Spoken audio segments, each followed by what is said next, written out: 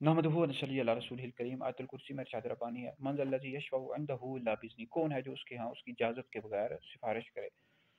तो इस हवाले से मैंने तफसील के साथ गुफ्तगू कर दी है। असा अन यबअसक रब्बुका मक़ामम महमूदा, ये आयत मुबारक आप लिखे मुफ्ती दानिश शादी, मेरा यूट्यूब चैनल है, तो वहाँ सर्च करें तो नबी करीम अलैहि सलाम की शफ़ाअत के हवाले से तफसील के साथ मैंने गुफ्तगू कर दी है। तो बहरहाल शफ़ाअत का मतलब क्या होता है, सबसे पहले बात समझें। शफ़ाअत का मतलब जो लुग़वी मतलब होता है वो वसीला और खैर तलब करना, और इस्तिलाही मतलब यह है कि गैर के लिए खैर तलब करना।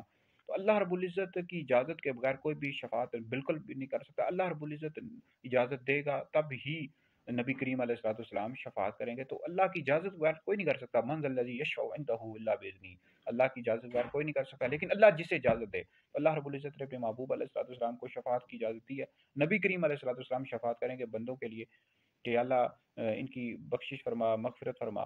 तो इस हवाले से याद रखें कि नबी करीम अलैहिस्सलाम की जो शफ़ाअत है कुरान मजीद की आयात से, नबी करीम अलैहिस्सलाम की बेशुमार हदीस से साबित है। जो शख्स नबी करीम अलैहिस्सलाम की शफ़ाअत का मुनकिर हो, ऐसा शख्स दायरा इस्लाम से खारिज है, क्योंकि कुरान से भी साबित है, नबी करीम अलैहिस्सलाम की बेशुमार हदीस से साबित है। इस हवाले से जामिउ सगीर में हदीस मौजूद है, नबी करीम अलैहिस्सलाम ने फरमाया कि जो मेरी शफ़ाअत हक़ है, जो इस पर ईमान नहीं लाएगा उसके काबिल नहीं होगा। और मुस्नद अहमद बिन हंबल में हदीस मौजूद है, ज़मीन पर जितने भी दरख्त और पत्थर हैं मैं उनकी तादाद के बराबर लोगों की शफ़ाअत करूँगा। तो शफ़ाअत की दो किस्में होती हैं, शफ़ाअत कुबरा है, शफ़ाअत सुगरा है। शफ़ाअत कुबरा है नबी करीम अलैहिस्सलाम के साथ ख़ास है। इसमें कुफ़ार को भी फ़ायदा होगा कि हिसाब व किताब शुरू होगा। ठीक है जी, कुफ़ार का हिसाब किताब शुरू होगा। बाकी शफ़ाअत सुगरा उसमें रमज़ान शरीफ भी शफ़ाअत करेगा, कुरान पाक भी, उलमा भी, नेक लोग भी। शफ़ाअत सुगरा ये दीगर लोग भी करेंगे। तो याद रखें जो शफ़ाअत है मुसलमानों का हरगिज़ भी किसी का ये हरगिज़ भी नज़रिया नहीं है कि अल्लाह की इजाज़त के बगैर कोई शफ़ाअत कर सकता है। अल्लाह ताला इजाज़त देगा। मन ज़ल्लज़ी यशफ़उ इंदहु इल्ला बिइज़्निही। तो अल्लाह ताला ने अपने महबूब को शफ़ाअत अता की है। ये असा अन यबअसक रब्बुका मक़ामम महमूदा, ये आयत मुबारक के तहत आप पढ़ें, मेरी वीडियो सुनें। तो अल्लाह ताला ने अपने आप महबूब को मकाम महमूद अता किया। मकाम महमूद से मुराद शफ़ाअत है।